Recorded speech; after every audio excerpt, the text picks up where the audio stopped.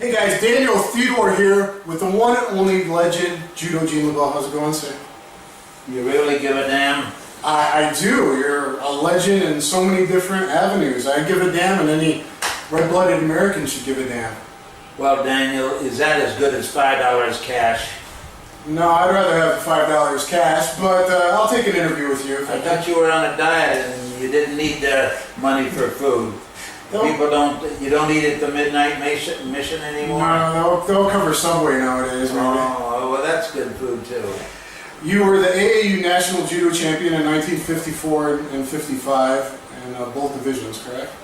Well, I was I won the heavyweight division as a light heavyweight.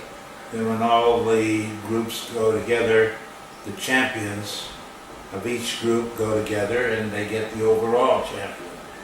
And for 2 years I won that. So how old were you when you started judo?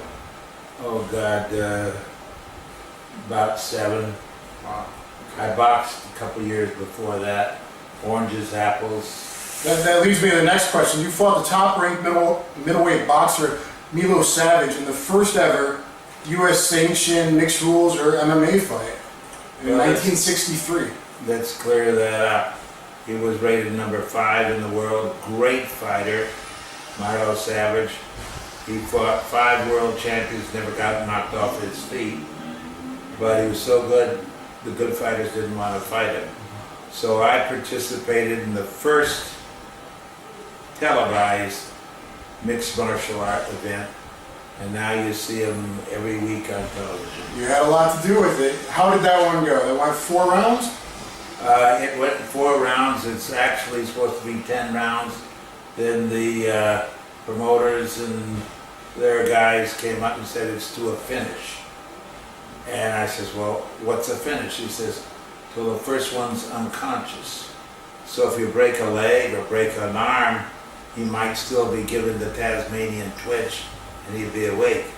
So he either has to knock me out with brass knuckles that he was wearing. Yeah, he had loaded gloves. You think he had brass knucks underneath his gloves? No doubt about it. I saw him. And so did my trainer, Larry Korn, saw him also. He said, before he went in, he says, you're not going to fight him. But, you know, when you're young and full of piss and whatever, you don't give a damn. You think you can beat the world. But try to use your brain. So how did you finish him off?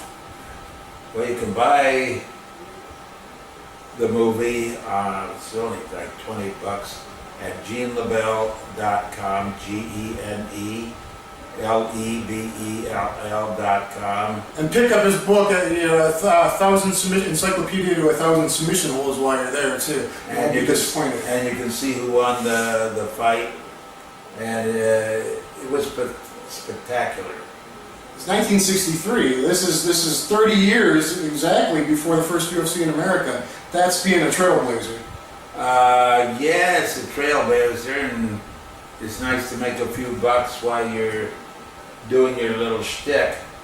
But it's a stupid thing to do. But now in the MMA, you have the commissions all over the world. You have 2 or 3 doctors that are signed, and they say, why do they have more than 1 doctor?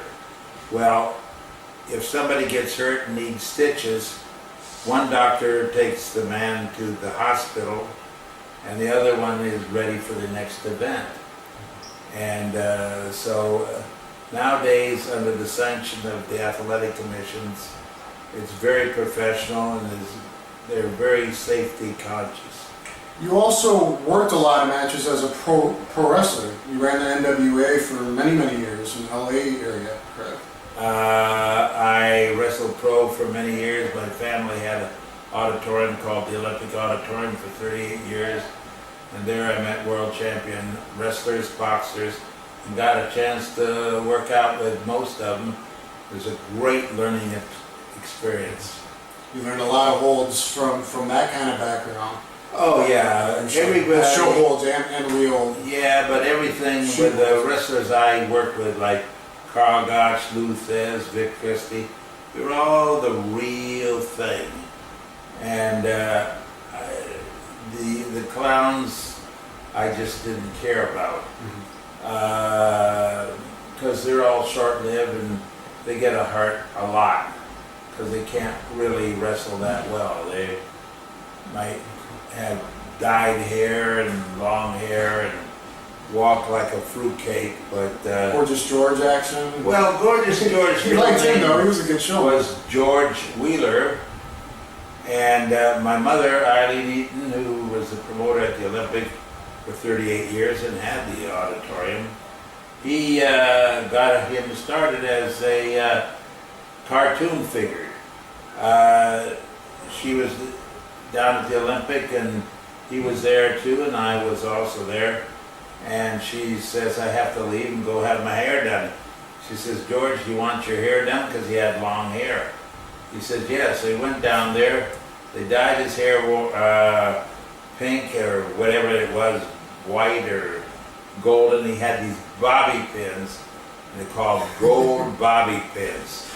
And I looked at them. They weren't real gold, but anyway, they in the win as Gorgeous George had himself a stick man who got in the ring and did perfume to purify the air, and he was quite a novelty. For the character.